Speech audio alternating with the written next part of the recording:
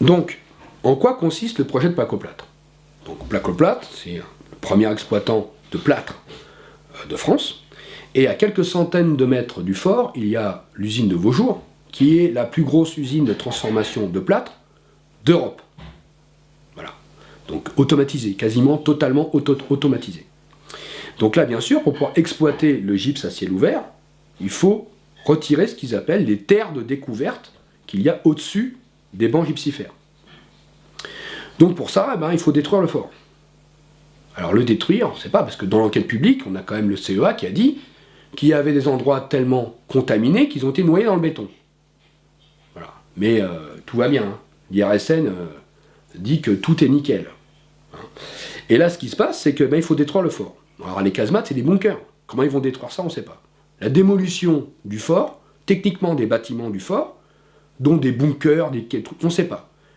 Les canalisations enterrées, qu'est-ce qu'il y a dedans, on ne sait pas. Comment ils vont gérer les explosifs, on ne sait pas.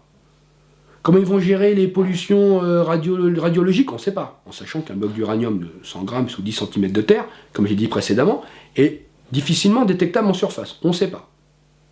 Mais c'est, dormez braves gens, on va s'occuper de tout, on va dépolluer ça, et après, ça sera nickel, laissez-nous exploiter. Très bien. Sauf que là, pour pouvoir exploiter le banc gypsifère, il faut, en plus, après avoir détruit le fort, il faut déplacer 3 à 4 millions de mètres cubes de terre. Millions. Voilà. En sachant qu'un bloc d'uranium appauvri de 100 grammes sous 10 cm de terre, il se détecte difficilement en surface, on ne voit pas trop. Hein, comment ils vont détecter ça? Parce que là, c'est un travail de fourmi, c'est un travail de la petite cuillère. Comment ils vont le faire? On ne sait pas. Alors, ils ont prévu de garder, ils ont gardé une ancienne carrière à côté, hein, qui est principalement sur la commune de Coubron, qui s'appelle la fosse des Guizy, et ils ont prévu de mettre la terre là. Donc imaginez plusieurs centaines de camions par jour qui vont aller emmener ces millions de mètres cubes de terre dans la carrière d'à côté.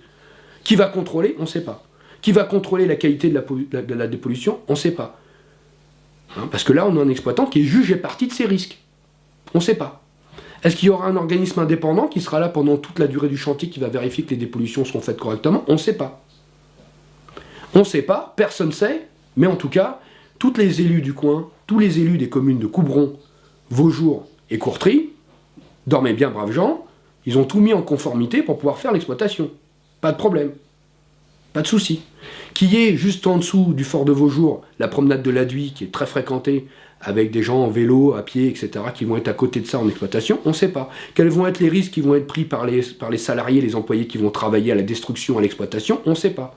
Est-ce qu'au niveau du gypse, avec les puits de lavage que j'expliquais tout à l'heure, est-ce qu'il y a une pollution, c'est-à-dire du banc gypsifère? On ne sait pas. Dans quelle mesure cette pollution peut se retrouver dans le produit final, le placoplâtre? On ne sait pas. On ne sait pas, personne ne sait, mais en tout cas, on va autoriser. On en est là. Voilà.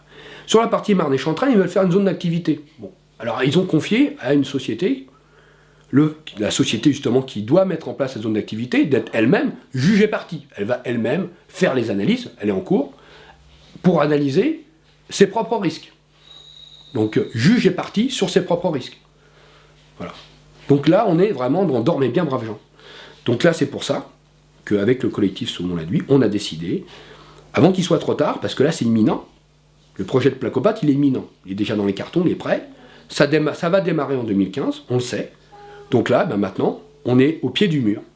Et c'est pour ça que le collectif Saumon-la-Duy a mis en place cette pétition pour pouvoir justement faire réagir les citoyens, pour faire pression sur les élus, pour faire qu'on empêche un possible scandale sanitaire en région Île-de-France.